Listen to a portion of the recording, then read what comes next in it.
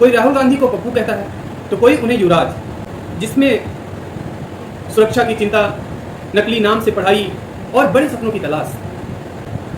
दोस्तों, राहुल गांधी ने काफी कुछ।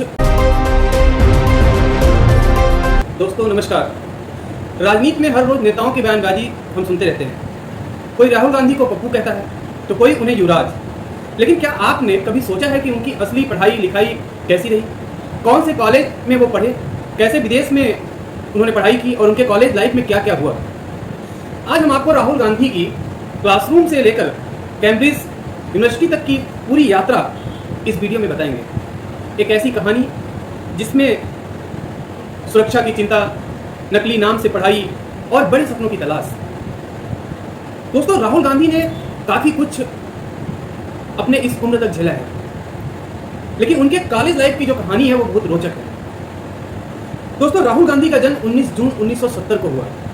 बचपन में उन्होंने दिल्ली के सेंट कोलंबा स्कूल और फिर मशहूर दून स्कूल देहरादून में पढ़ाई की। लेकिन 1984 में जब इंदिरा गांधी की हत्या हुई तो उसके बाद उनका परिवार सुरक्षा को लेकर लगातार खतरे में आ गया।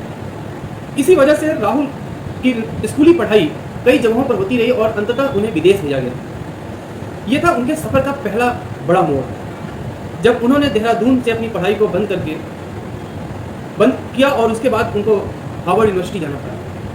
1989 में राहुल गांधी ने अमेरिका की हार्वर्ड यूनिवर्सिटी में एडमिशन लिया। सोचिए, हार्वर्ड जैसा टॉप क्लास की यूनिवर्सिटी जहां हजारों युवा अपने सपनों को उड़ान देने के लिए आते थे।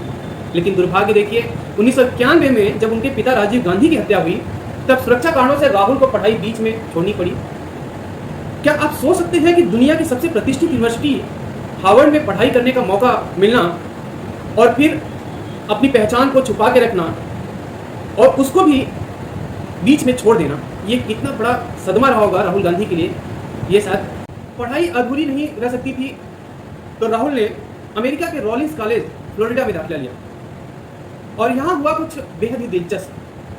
उन्होंने अपनी असली पहचान को यहाँ छुपाया।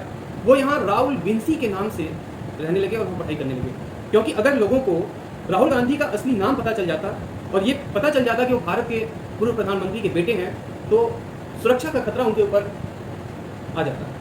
रॉलिंस में उन्होंने बैचलर इन लिबरल आर्ट्स में एडमिशन लिया और पॉलिटिकल साइंस, इंटरनेशनल रिलेशंस जैसे विषयों पर फोकस किया।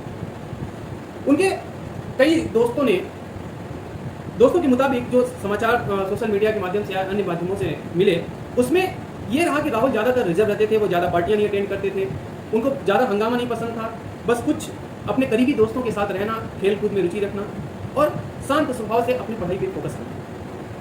ये राहुल गांधी की शुरू से आदत रही है।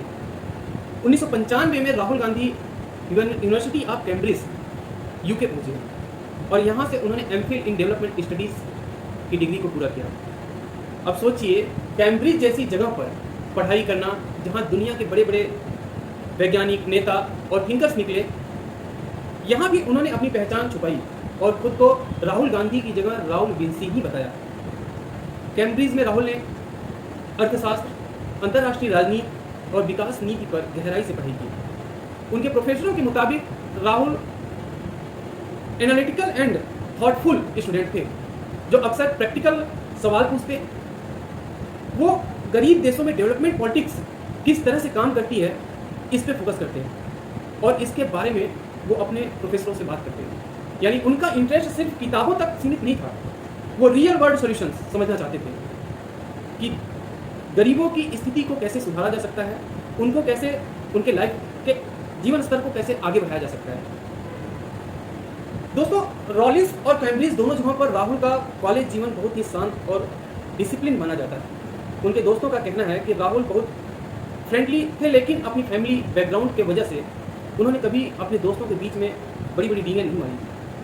लोग उन्हें एक नॉर्मल स्टूडेंट समझते और वो राहुल विंसी एक साधारण लड़का, जो खुद को ऐसा लगता है कि वो बहुत ही सामान्य फैमिली से बिलोंग करता है, वैसे उन्होंने अपने कॉलेज के दिनों में अपने जीवन को जिया। खेलों में उनका रुझान खासकर स्विमिंग और फिटनेस में था। कई बार दोस्तों के साथ वो कैंपस के जिम या आउटडोर गेम्स में हिस्सा लेते थे। पर सबसे खास बात जो राहुल की थी कि वो हमेशा अपने सब्जेक्ट्स में गहराई से इन्वॉल्व रहते थे।